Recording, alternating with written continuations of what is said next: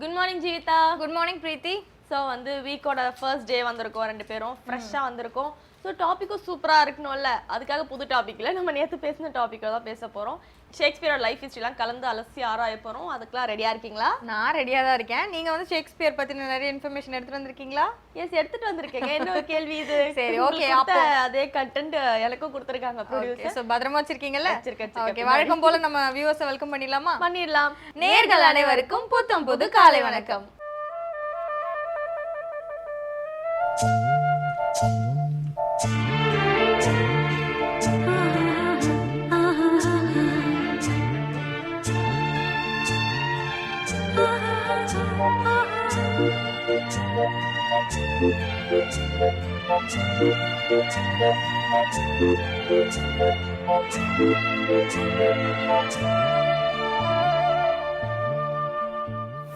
பிரீத்தி, நம்ம ஷேக்ஸ்பியர் வந்து famous writer, famous poet, எல்லாருக்குமே தெரியும். ஓகேவா? அதையும் தாண்டி பார்த்தனா ஒரு பெரிய பிசினஸ் மேன். ஓகேவா? ஸ்டாட்ஃபோர்ட் அப்படிங்கிற அவரோட ஹோம் டவுன்ல வந்து பார்த்தனா அங்கதான் அவங்களோட ஒய்ஃபும் சில்ட்ரன்ஸும் இருக்காங்க. ஸோ எப்பெல்லாம் அவருக்கு ஃப்ரீ டைம் கிடைக்குதோ அவரோட ஹோம் டவுன் போயிட்டு அவரோட பிசினஸை எக்ஸ்பேண்ட் பண்றாரு. ஸோ இதனால வந்து பயங்கரமா அவர் வந்து பிசினஸ்ல வந்து பெரிய ஆளா ஆயிட்டே இருக்காரு. ஓகேவா?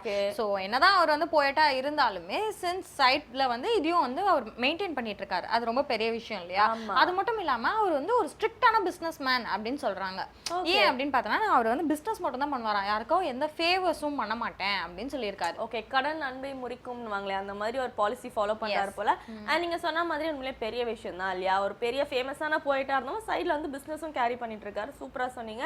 இதை தொடர்ந்து நம்ம நெக்ஸ்ட் என்ன பார்க்க போறோம் அப்படின்னு பாத்தீங்கன்னா, இன்றைய நாளுடைய நல்ல நேரம், ராகாலம், குளிகை, யமகண்டம்லாம் பார்க்க வேண்டிய நேரம் வந்துருச்சு. பார்த்துடலாமா? பார்த்துடலாம். இது சூரியோதயம்.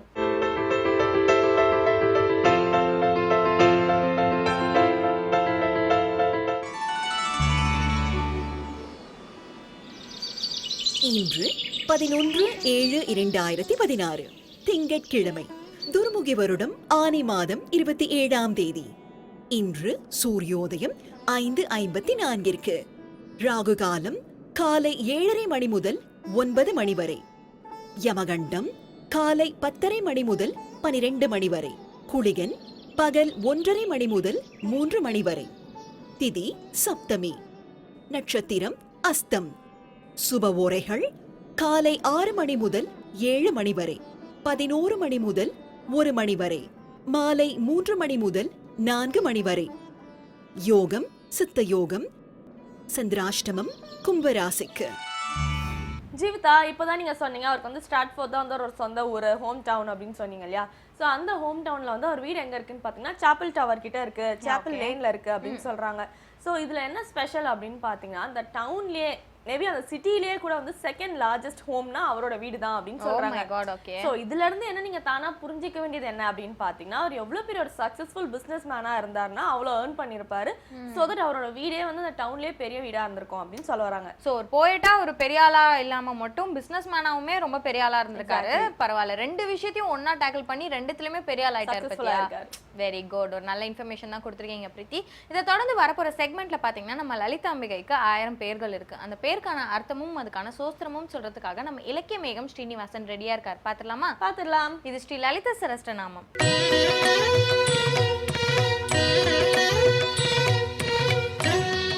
ஸ்ரீ வித்யோபாசனாசக்தம் ஸ்ரீ வித்யாபீடபூஷணம் ஸ்ரீ வித்யாபினம் வந்தே ஸ்ரீ கிருஷ்ணானந்த சர்க்குரு. அனைவருக்கும் இனிய காலை வணக்கம். ஸ்ரீ லலிதா சகஸ்ரநாமம், அன்னையின் 1000 திருநாமங்கள். தேவியினுடைய திருநாமங்களை சிந்திப்பது மிகப்பெரிய பேராக இருக்கிறது. பேராயிரம் பரவி வானோரேத்தும் பெம்மானை என்று சொல்வார் அப்பர் பெருமான். அப்படி 1000 திருநாமங்கள், தேவியினுடைய அருமையான திருநாமங்கள். அந்த திருநாமங்கள் பெருமை பொருந்திய திருநாமங்கள். அந்த திருநாமங்களிலே தேவியினுடைய மிக அருமையான உருவ வர்ணனை பற்றி நாம் சிந்தித்து கொண்டிருக்கிறோம். தேவியினுடைய உச்சந்தலையிலிருந்து உள்ளங்கால் வரைக்கும் நாம் சிந்திக்கக்கூடிய மிகப்பெரிய பேற்றினை நாம் பெற்றிருக்கிறோம். தேவியினுடைய திருப்பாதங்களை, குதிகால்களை, புறங்கால்களை நாம் சிந்திக்கக்கூடிய பேற்றினை பெற்று அதனைத் தொடர்ந்து தேவியினுடைய நகங்களிலே இருக்கக்கூடிய ஒளியினை நாம் சிந்திக்க இருக்கிறோம். ஓம் நகதீதிதி சிஞ்சன்ன நமஜன தமோகுணாயை நமக என்று சொல்லக்கூடிய அருமையான திருநாமம். நகதீதிதி சஞ்சன்ன நமஜன தமோகுணாயை நமக. தேவியினுடைய ஒளி பாத ஒளி, குறிப்பாக நகத்திலே இருந்து தோன்றக்கூடிய திரு ஒளி தமோகுணத்தை இந்த உலகத்திலே அடியோடு அகற்றுகிறது, அஞ்ஞான இருளை அடியோடு அகற்றுகிறது. அப்படி அகற்றக்கூடிய தேவியினுடைய நகத்தினுடைய ஒளிக்கு வணக்கம் என்று பெரியவர்கள் சொல்லுகிறார்கள். அப்படிப்பட்ட தேவியினுடைய திரு ஒளி, யாரெல்லாம் தேவியினுடைய திருப்பாதங்களை வீழ்ந்து வணங்குகிறார்களோ அவர்களுக்கு இந்த அஞ்ஞானம் நீங்கி விடுகிறது.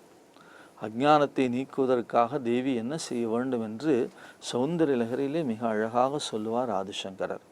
நான் அஞ்ஞான கடலிலே மூழ்கி போய் கிடக்கிறேன். அப்படி மூழ்கி போய் கிடக்கக்கூடிய என்னை நீ என்ன செய்ய வேண்டும்? உன்னுடைய சகோதரன் எவ்வாறு கடலிலே மூழ்கி போன பூமியை தன்னுடைய தெற்று பற்களாலே வராக அவதாரம் இழுத்து மேலே கொண்டு வந்தாரோ அதுபோல அஞ்ஞான கடலிலே மூழ்கி இருக்கிற என்னையும் உன்னுடைய திருவருளினாலே நீ மேலே கொண்டு வந்து காப்பாற்ற வேண்டும் என்று கேட்கிறார். அவித்யானாம் அந்தஸ்திமிரமிகிற த்வீபநகரி ஜடானாம் சைத்தன்ய ஸ்தபக மகரந்த ஸ்துதிஜரி தரித்ராணாம் சிந்தாமணி குணனிகா ஜன்ம ஜலதோ நிமக்னானாம் தம்ஷ்ட்ரா முரரிப்பு வராகஸ்ய பவதி என்று சொல்லுகிறார். அப்படி தேவியினுடைய திருப்பாதத்தில் இருக்கக்கூடிய அந்த ஒளி, நகங்களுடைய ஒளி இருக்கிறதே, அந்த அறியாமை இருளை அகற்றுகிறது. இந்த உலகத்திலே அறியாமை என்பது இருள், அறிவு என்பது ஒளி. ஆகையினாலே தான் நம்முடைய உபநிடதம் இப்படி பேசும். என்ன சொல்லுகிறது அந்த ஸ்லோகம்?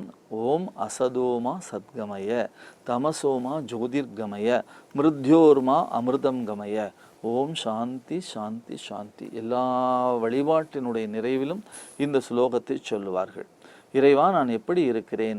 அசத்தியத்திலே இருக்கிறேன், என்னை சத்தியத்துக்கு கொண்டு வா. பொய்யிலே நான் இருக்கிறேன். அசத்தியம் என்று சொன்னால் பொய். நான் பொய்யிலே இருக்கிறேன், என்னை நீ மெய்க்கு எடுத்து வர வேண்டும். டு டேக் மீ என்று சொல்லுவார்கள் ஆங்கிலத்திலே. டு டேக் மீ என்று சொன்னால் எடுத்து செல்ல வேண்டும்.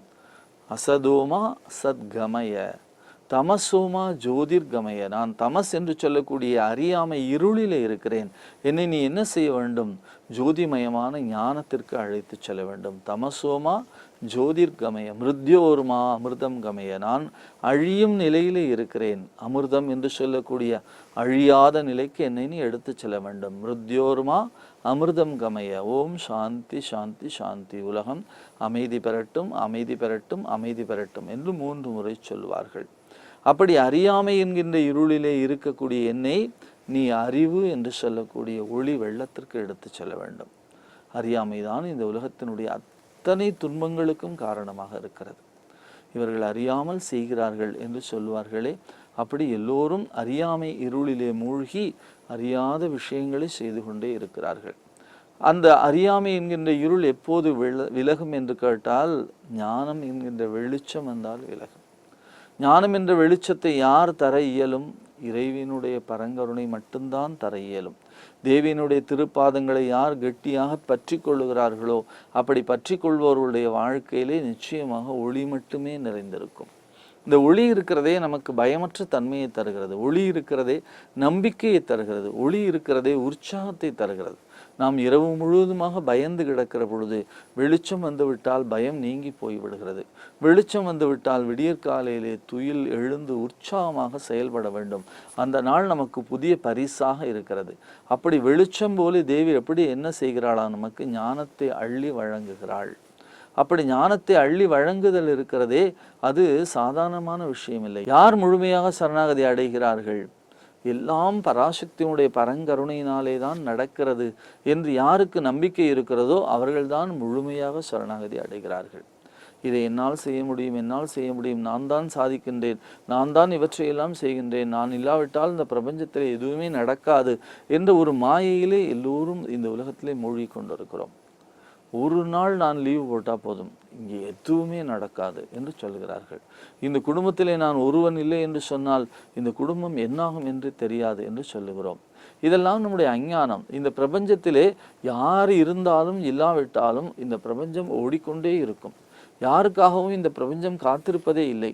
நாம் எங்கே ஏறுகிறோம்? ஏதோ ஒரு இடத்திலே பராசக்தியினுடைய கருணையினாலே ஒரு பயணத்தை தொற்றிக்கொள்ளுகிறோம்.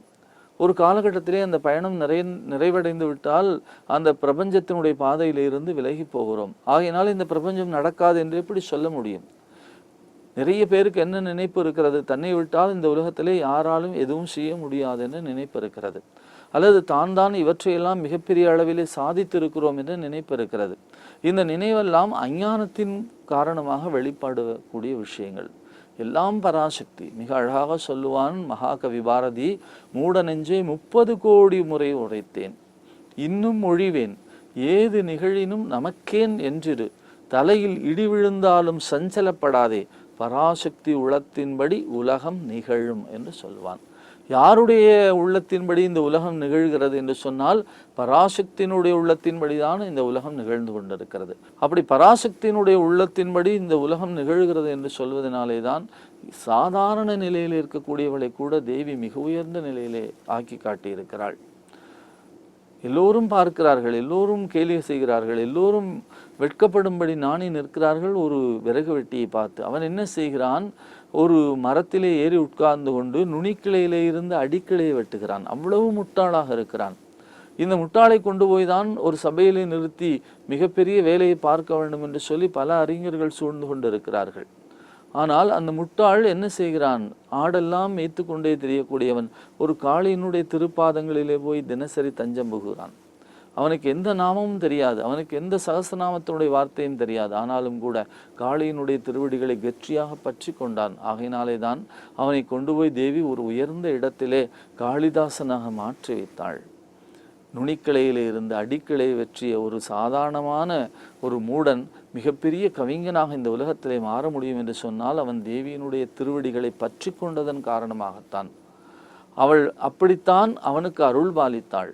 ஆகையினாலே தான் அவன் மிக தெளிவாக சொல்லுவான். கவியரசர் கண்ணதாசன் வார்த்தைகளை மிக அழகாக சொல்லுவார். நான் என்ன செய்கிறேன், எல்லாம் பராசக்தியினுடைய காளியினுடைய பரங்கருணையினாலே நடந்தது. ஆகையினாலே நீ எங்கே சென்றாலும் நான் உன்கூடு இருக்கிறேன், நீ இருக்கும் இடத்தில் நான் இருப்பேன், உன் நினைவிருக்கும் இடத்தில் குடியிருப்பேன், இந்த தாயிருக்கும் வரைக்கும் கலக்கமில்லை, எந்த சபையிலும் உனக்கு நடுக்கமில்லை என்று சொல்வார்கள். அப்படி தேவியினுடைய திருப்பாதங்களுடைய நகங்கள் இருக்கிறதே, அந்த நகங்கள் வழங்கக்கூடிய ஒளி ஒருவனுடைய அஞ்ஞான இருளை போக்கி ஞானத்திலே உச்சத்திலே கொண்டு வைக்க முடியும் என்பதற்கு காளிதாசனுடைய வாழ்க்கை மிகப்பெரிய உதாரணமாக இருக்கிறது. நாமும் இந்த விடியற்காலையிலே தேவியினுடைய திருப்பாத கமலங்களிலே நம்மை முழுமையாக ஒப்படைத்து மிகப்பெரிய ஒளி வெள்ளம் போன்ற மகிழ்ச்சியான இனிமையான வாழ்க்கையை பெற வேண்டும் என்ற இந்த திருநாமத்தை சிந்திப்பதன் மூலமாக எல்லோருக்கும் நன்மையும் மகிழ்ச்சியும் இன்பமும் இனிமையும் இந்த விடியற்காலை அள்ளி வழங்க வேண்டும் என்று பிரார்த்தித்து லலிதா சகஸ்ரநாமத்தினுடைய திருநாமங்களின் பெருமையை தொடர்ந்து சிந்திப்போம். நாளை சந்திப்போம். நன்றி, வணக்கம்.